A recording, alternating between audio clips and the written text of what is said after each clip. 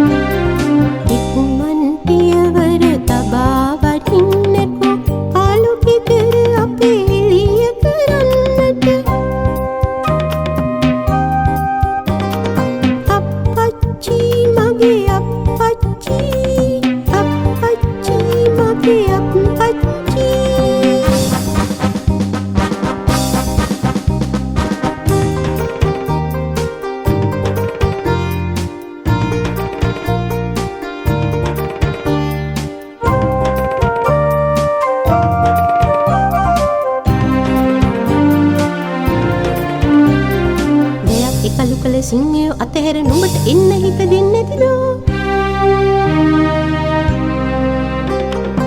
ඒකද තාමත් පමා වෙන්නේ නුඹ පුංචි දෝනිගේ හිත සනසන්නට. අපච්චි අපච්චි අපච්චි මගේ අපච්චි ඉක්මන් පියවර